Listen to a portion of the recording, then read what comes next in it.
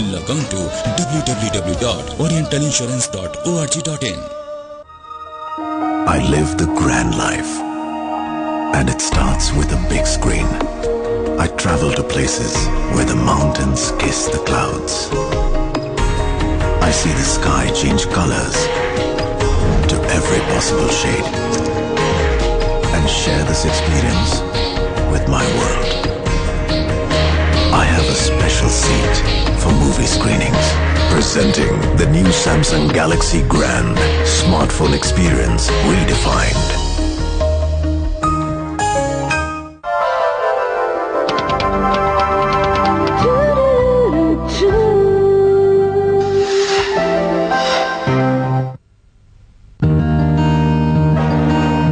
इस दिन का सबसे सुहाना पल कौन सा है, क्या कहता है घर आजा। India Bulls Home Loans. घर आजा। Every night at 9 on the Discovery Channel. Open your eyes to an exciting new world. Incredible journeys, extreme survival, and extraordinary encounters. Watch Ultimate Discovery every night at 9 only on the Discovery Channel.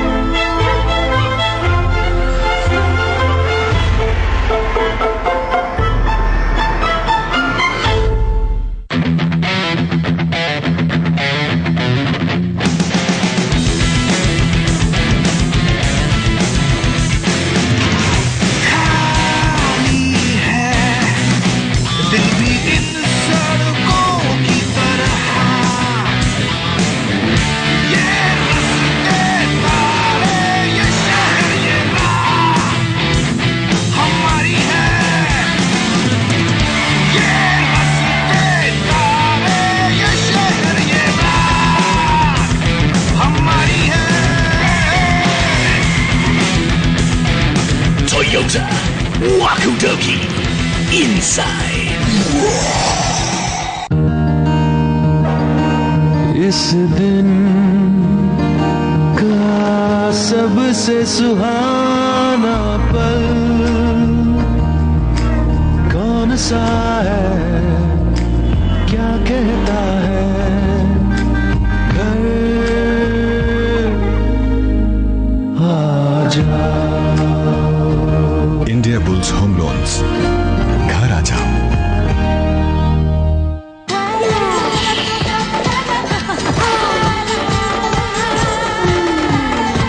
Glint, designer faucets from the House of Cares. जब कहानी शर्मा जी की life में जिनके पड़ा था twist, पाना चाहते सब कुछ ज्यादा पर मिलता था सब कुछ ठीक। अरे चाहिए मोटर बोली बीबी दिखा के उनको लंबी स्टिक, पर घर लाए सेकंड हैंड स्कूटर अब मांगते हैं दोनों किक। अगर शर्मा जी ETF शुरू करवाते तो आज 16% से भी ज्यादा पाते। तो आप कब शुरू कर रहे हैं?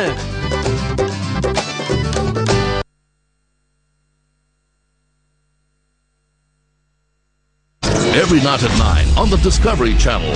Open your eyes to an exciting new world. Incredible journeys, extreme survival, and extraordinary encounters. Watch Ultimate Discovery every night at 9 only on the Discovery Channel.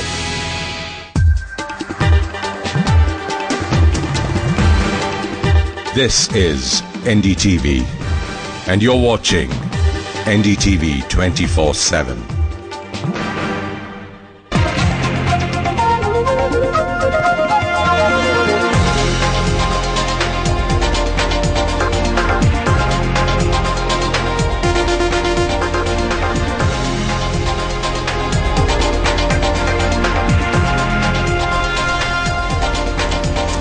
Good evening and welcome. Well, it's that time of year again, budget time, when the government in power can use it to make a strong statement about the policy direction it plans to take. Will it push for reforms or will it tread water and stay in the same place? Very often it misses that opportunity. Or as they say, very often in Mumbai, they use the budget just as time pass. The only difference this year is that India is in a real crisis, a crisis as bad as 81, 91 and 2001, and many of us don't quite realize it yet.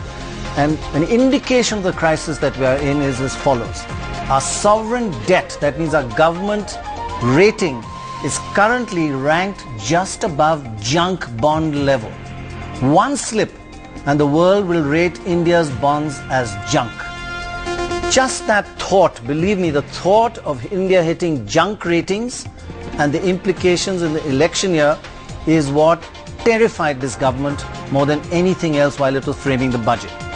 And it is the key fear factor behind the fiscal deficit finally being kept somehow, and we'll find out exactly how, at around 5%. 5.2 last year and 4.8 looking ahead.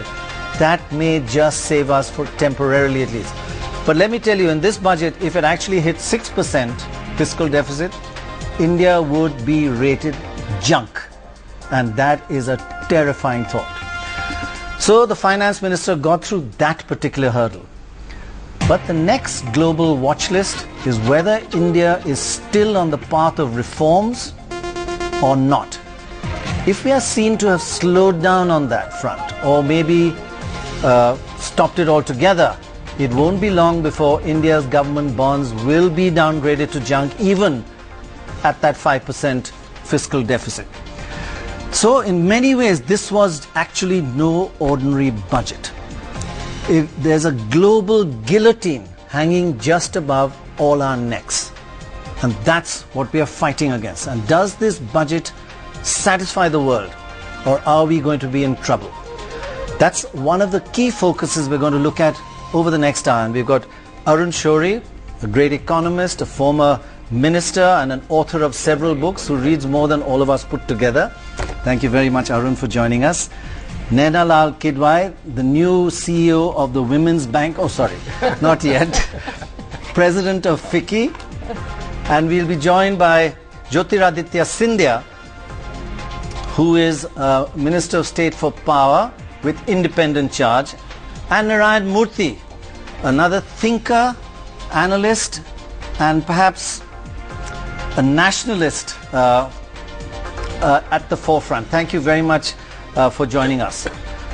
First of all, Arun, if I may come to you.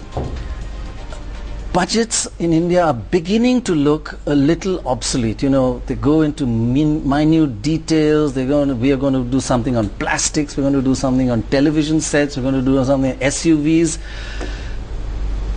Doesn't that need to change? Doesn't the government need to use it? Because everybody is watching. So it's a great platform just to tell us big ideas, big problems, and how we're solving it. Yes, and you must have big ideas for that purpose. You see, here, not only budgets, but even the Independence Day address now, imagine what Pandit used to say and what now this Dhobi list, this program, that program. And I thought when Mr. Chidambaram began that, you know, he enumerated the 3-4 major problems that the country faces, I thought he would at last use the opportunity. It did start well, yes. Yes, to say, here are these problems and these are the 5 things I'm going to do. But he just relapsed into that list of 3 banyans and 4 underwear and 4 handkerchiefs. It's so really did you see 5%, okay, we can quibble about whether the figures are a bit dubious, and Naina will know about those numbers very well, but did you see any indicators that this government is on the path for reforms? Actually, you know, outside the budget, since September, under Mr. Chidambaram's leadership and by the government as a whole, they have been taking steps. And I had looked forward to the fact, for instance, the increase in user rates of petroleum products, of electricity rates, of railway rates, of diesel, which everybody used to be frightened, oh, there will be a truckers' strike. That was actually very brave. These are very good steps that were being taken. On the other side, there were clear indications that the government at last realized what damage they had done to investor sentiment by the return of arbitrariness. my good friend Jairam Ramesh can single-handedly be credited by bringing down the growth rate by 1.5%. How? Well, you know, stop POSCO today, stop this Vedanta after 20,000 crores, stop Lavasa. Naina will know, every investor's conference to which we went, these were the questions that used to be asked. So I thought Mr. Chidambaram, being cognizant of all this, will use this opportunity to say, yes, I recognize retrospective taxation, I am not going to allow it, I am going to do this on transfer pricing. Each of the things that were causing the uncertainty, all that opportunity has been missed. And in fact, if you see the fine print both on residency and I think on the onus on the residency for like Mauritius thing, that way we will look into further details. Right, but also this question of on whom will be the onus of proving what is the commercial substance of your arrangement. So harking a bit back to 1950s and 60s, that everybody is a crook, therefore to catch the last crook I will stop everything. Is that Inspector Raj?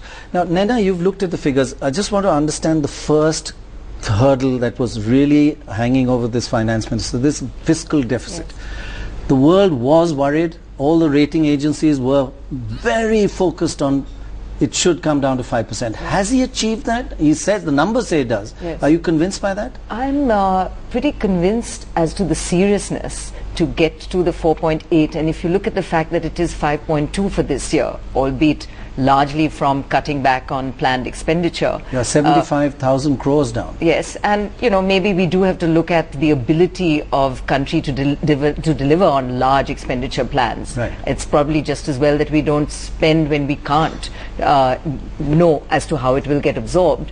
But at the end of the day, from 5.2 down to 4.8 as percentages go does not look a stretch. But when I began to look at the revenue numbers, so where is that coming from? You've got expenditure increases of 19.5% or thereabouts. In that increase, maybe it's a bit conservative in terms of non-planned because of because of the fuel subsidy. But on, coming down. Yeah, but on the planned expenditure side, it's up almost 30%, overall up 19%. So where are the revenues coming from? Right. I think they've assumed kind of 19% buoyancy in revenues, which is very optimistic. Which is very optimistic because you've got the 19% buoyancy in revenues, which if you look at the fact that then there's also on telecom, spectrum sales 40,000 crores, and that has always been a challenge to achieve. The disinvestment target may get achieved if the stock markets stay buoyant, and that's 58,000 crores. By the way, which is amazing. Today the stock markets dropped by 3% while the rest of the world went up. Yeah. Down 3% in dollar terms, which is what the world looks at, while the rest of the world went up. So it was like a 5% spread. Yeah. And there was a big scare on this Mauritius one, which but that he did clarify. But he has the markets had closed by then. So it may bounce back tomorrow. But I want to come back to the fact that the 19% on tax revenue increases is based on growth. And I believe if you back into the growth rate, it assumes a growth rate of 6.5 to 7% for the economy. So can we achieve that buoyancy in what people are already saying is hard to achieve, which is a 6.1 to 6.7% growth? So what you now have is a very strong impetus to get to the economic growth number in order to achieve the fiscal deficit. Right. Let me just bring in Narayan Murthy here. Sorry, Arun, I'll just come back to you. Murthy, Arun Shourie makes a point that the last 6 months the government has done something. 4 or 5 reform measures, pretty high risk. Now there are about 5 other things still pending, which he mentions in the speech, just touches the DTC, the CSD, all these various bills, that the pension bill, the insurance bill. So there are 2 ways to look at this budget. Should we look at it as a missed opportunity where the government could give a signal? Or do we look and say, look, it's just part of many different policies and the budget is overrated? Well, you know, first of all, there are 2 sides to this budget.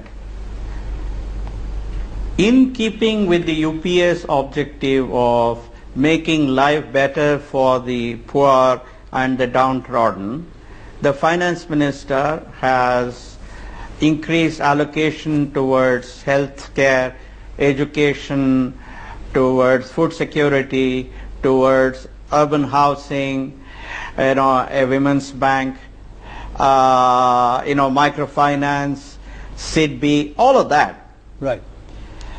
I think on all those counts, while I agree with Arun that we need to focus on the big picture and also the fact that we started off very well in September. The reality is that we have set a good trend. On the other hand, as Naina pointed out, we have to see whether we can indeed achieve the growth rate that we want to justify or to make sure that we have this 19.5% extra money for expenditure. Right. Do you find that's credible? That is where I had expected that. Well, when you have a brilliant man like Chidambaram and when you have another brilliant person like Raghuram Rajan as his chief economic advisor, I am sure they have thought about it carefully. But as Naina pointed out and as Arun pointed out, there are so many uncertainties. Right. And let's all hope that the government will indeed achieve that growth rate, and whatever needs to be done to achieve that growth rate, we will all work hard. Do you think, Murthy, that sometimes it's like the good old spreadsheet, you end up saying, look, I want 4.8%, keep tampering with the percentages of revenue and expenditure, but get me 4.8% fiscal deficit? Well, all of us who have, including you, who have done all this budgeting in our companies, we know it always starts like that. That spreadsheet, I think you software guys, you software guys with the spreadsheet have ruined the world.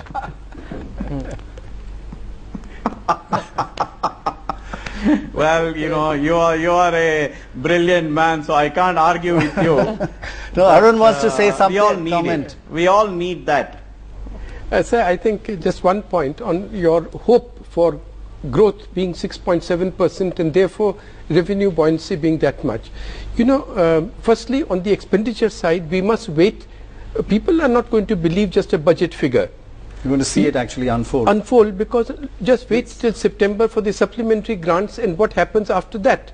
Second thing, sir, is that, one of the reasons why the stock market had this 5% spread today was that when they saw that these revised estimates have gone down so much, right, and also the revenue growth is much less than anticipated, it shows that in the fourth quarter the growth figure will be 4%. Yes, it is. Let me get to the youngest man who always has to be asked last. And therefore from 4%... Oh, we've also got Praful here, so, but even younger than Praful, Jyotiraditya Scindia. Power is crucial, a lot of emphasis on infrastructure, which was a good sign.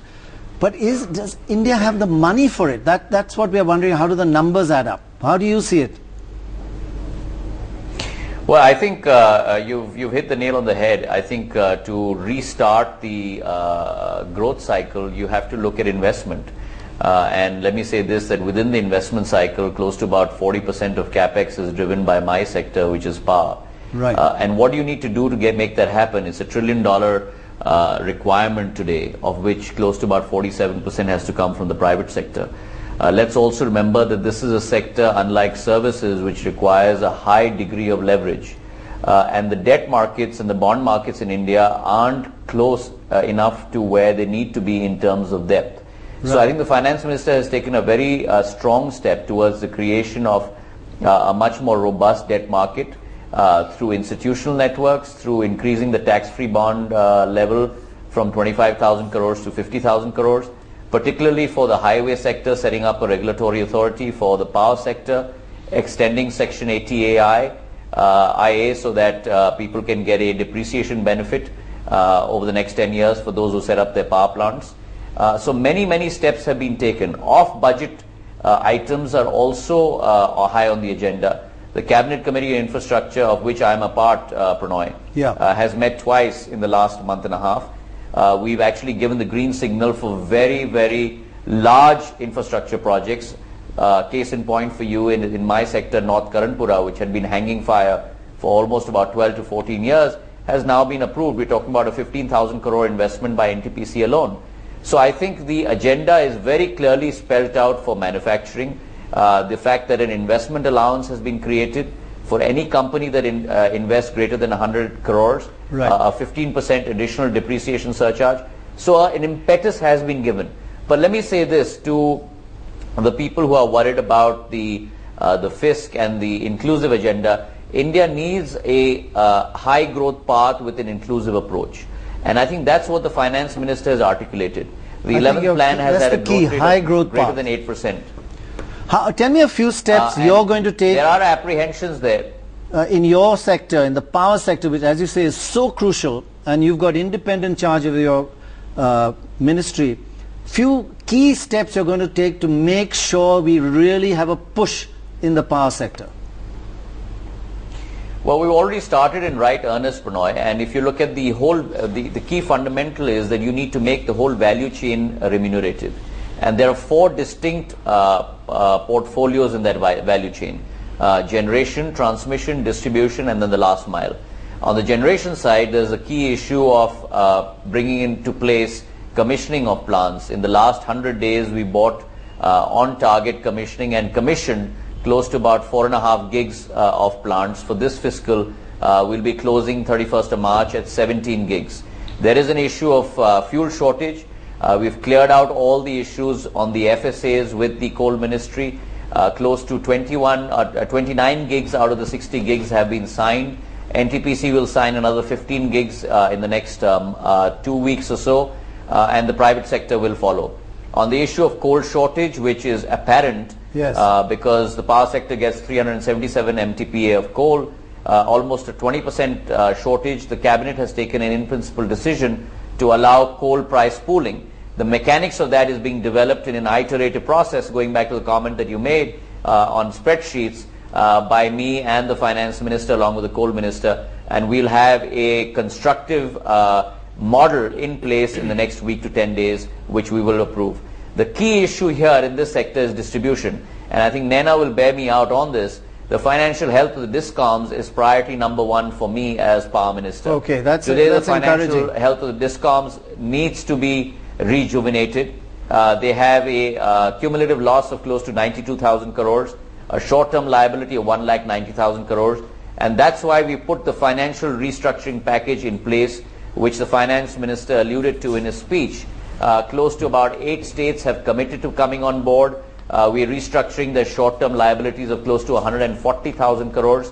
And unlike the last time, where it was just a bonus, here we're actually making them accountable, because 50% of those liabilities will be taken on to the books of those respective state governments. Right. I mean, that is impressive. You lost me with some of those numbers and some of the technical details, but it looks like you're right on top of it. Maybe we need more youngsters like you running this country, like most other countries in the world. Praful, you're also a youngster. I do remember that you know something about infrastructure, because every time I see a new airport, and our airports are improving in little towns across the country, I remember you were the person who did that, all the designs, so you know about infrastructure. But I do want to ask you, were you happy about the direction the budget suggests? Your leader, Mr. Sharad Pawar, said today that there's now no difference between the NDA and the UPA. Now, I don't know quite whether that was a compliment or not, and what he meant by it, but did that indicate any direction that you're satisfied with? Well, I think, Pranoy, I've been listening to some of the speakers, and I think even on other channels, I think there's a lot of pessimism going around in the air, and that's why, I think first nobody wants to believe that the fiscal deficit can be contained to 4.8% or the growth can be upwards of 6%. I think this mood somehow is not founded on any, except you're going by the current year's problems. And you're not looking the way forward, as Jyotiraditya has been trying to explain, and I'm sure everybody acknowledges that there is a lot of fine print reading between the lines in this budget, and especially to spur growth. He's talked of so many things. I mean, the India investment bonds, infrastructure bonds rather. Then there's so many other things which Jyotiraditya explained. Besides that, I think the overall sentiment has to improve somewhere. You see, if you just start talking negative and just thinking that nothing is going to ever change. But that's the key. And the key issue is that the government is putting the highway program in place, what he talked about, the power, the coal, the ports, and so many other things which will definitely, and I'm sure the opening up of the FDI and progressive policies. You see, actually the external world is also looking whether India can contain the fiscal deficit. We talk of Moody's and we talk of S&P ratings. Right. All this is ultimately a reflection of confidence from outside of the country. And if people are able to believe that yes, India can contain its fiscal deficit, India can be, but it needs more than just containing, in terms of its fiscal discipline. I think the key point, you've raised the key point here. That it's a tough job.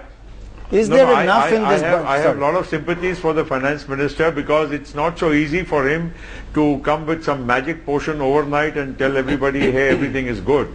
But the fact is that given the circumstances under which he had to give this budget, but did I it think lack he's done imagination? A lot. In fact, did the budget, the inclusive growth agenda. I don't think you need a magic potion, a magic wand. You need imagination. A lot of countries have done. We can learn from the rest of the world. Do you think, Arun, I mean, both of them are being fairly optimistic and say a lot in the budget, you've got to read it carefully, but has it done enough to change this ghastly mood of pessimism which is preventing people to invest and, you know?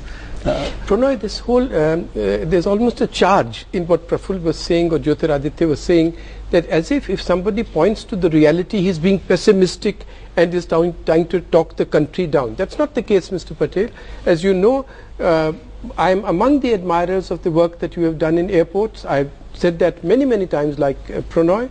But here the question is that with this quarter figure of growth of 4%, to say that next year is going to be 6.7% really assumes a very great deal. I'll give you just one historic figure which which Praful will know very well, that a growth increase by 1% has actually meant a 2-digit leap in private corporate investment in the preceding 2 years. That's not happened. So I don't think that it's just pessimism and optimism in this, and it's not this last year, it is the last 5 years. And you say, yes, now clearances are going to be there. Jyotiraditya says there have been 2 meetings in 2 months, not the pace at which problems can be solved. And just see, you are just saying about National Highway Authority being under a regulatory authority. The fact of the matter is that the NHAI had just 2 months ago to file a writ in court against the Ministry of Environment and Forests for pending clearances. So let's get a reaction from Jyotiraditya. You know, just a regulatory... just one sentence, that we all wish that all this were happening. It's not that we, you know, are unpatriotic or in any way want to talk down the country. That's not the case. Jyotiraditya, that's it. The reality is there's pessimism, there's gloom, there's lack of investment. Did this budget do enough to change that? Will the mood, is it a mood changing budget? Let me first respond to Mr. Shourie, Pranay. Please. He's absolutely bang on and correct. The environment is a very difficult one, and let's admit that to start with. The world has gone through a very difficult period. The French president was here 2 weeks ago. He gave a lecture at my father's memorial lecture, and he said, you know, in India, I come here and people tell me that you only have 6% growth rate or 5.5% growth rate, and all of you are looking so despondent. In my country, I'm trying to stay above being negative. I'm trying to stay at 0. If I'm at 0, I'm ecstatic. So we have to look at things in context. Now, the question is, and the rebuttal to my comment will be, that you got to compare yourself with your potential. And that's absolutely right. We need to do better. We should do better. And I think that's what this government and this budget is focusing on. In the 11th plan, the average we've given, average growth rate we've given this country is 8%. It's the highest in any planned period since independence. That's what in the last 6 years, out of 6 years, 4 years, we've given 9% growth rate. But having said that, it's important to be realistic. It's important to confront the difficulties which Mr. Shourie has elaborated very rightly on. And I think this budget is focusing on that, reducing revenue deficit to 3.3%, reducing fiscal deficit to 4.8%, making sure you still continue with your inclusive approach, and at the same time trying your best to spur investment and spur manufacturing. I think that's yes, the he's key. right that the CCI has met only twice, but in those two meetings it has sanctioned almost close to about 50 to 60,000 crores worth of projects. Now these projects will start getting invested today, and yes, the effects of that will come 2 years down the road in terms of greater GDP growth rate. But the government has started in right earnest, and it's important.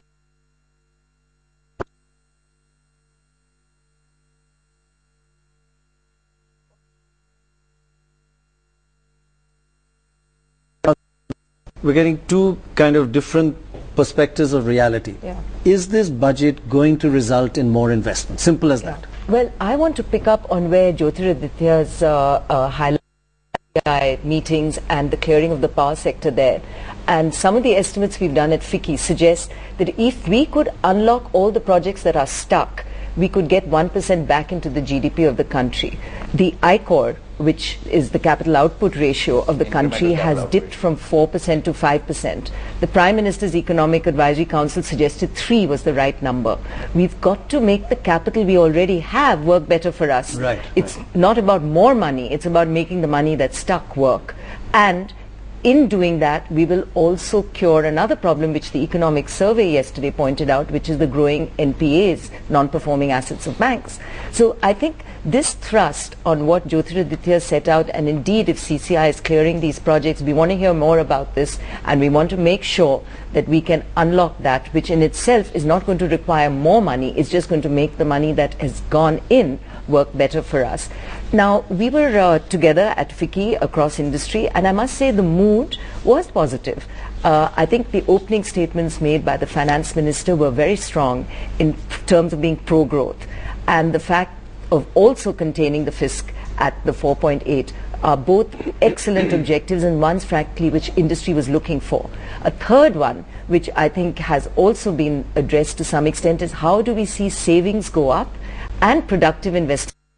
Been a lot of detail there in terms of financial instruments and the objective of actually getting those investments into mutual funds and so on and so forth. But Murthy, Mr. Chidambaram is known to be a solid with numbers, very careful about if he says I'm going to cut back, he's cut back 75,000 crores in capital expenditure of the plan just to hit that 5.2% fiscal deficit. So he'll be very hard, and he may cut back on quite a lot of government investment. What about in terms of reforms? Would you like to have seen, what have you missed in this budget that you would like to have seen? You know, first of all, let me say that I am a great admirer of any government that does good for the country. And this government has done a lot of good things. Therefore, I am an admirer of I thought you would say that, and you've not admired anyone so far. No. Having said that, yeah, let me give you a few instances where I feel we could have accelerated minor reforms and enhanced our growth rate. It has been 3 years since I have met the Prime Minister 3-4 times. I have met Mr. Pranab Mukherjee when he was the Finance Minister about 10 times. Of course, I have not met Mr. Chidambaram on that issue. There are 4 that I have raised. Right. Like and what? I believe 1 or 2 got sorted out by Mr. Rangachari. Number 2, let me give you another important data point, how bureaucracy and how delays really affect. Praful is there. Praful is was an extraordinary civil aviation minister. We are all his admirers. But even today, at Bangalore airport, there is no facility of visa on arrival. I believe that is there in Delhi and Bombay. A couple of months ago, one of the important customers of the company was held up at the airport for 3 hours because they said there is no visa on arrival at Bangalore. Bangalore is the place which contributes 38% of our software exports. And this is the place where most people that come from are from developed nations, US, Europe, Canada, Australia, Japan, etc. And there is no country of, where there is terrorism and all of that. But the mindset at Delhi is that we will do it for Delhi first, and if possible we will do it for Bombay. And it is about 2.5 years, nothing has happened. Yeah, that is absolutely, I totally agree with you. I would like Jyotiraj Sindhya and Praful to answer this kindly. Well, Praful, why don't you answer it? No, Mr. Murthy, you're right. Actually, a lot of our problems in our country, including the slowing down of the infrastructure sector and many other sectors, has been on account of a lot of red tape and a lot of cross currents within the government. In fact, you're absolutely right, and we must acknowledge it very candidly that on many occasions the left hand doesn't know what the right hand is doing, and there's so much of, including within our own system, we send a note to an interministerial consultation. I think it takes months and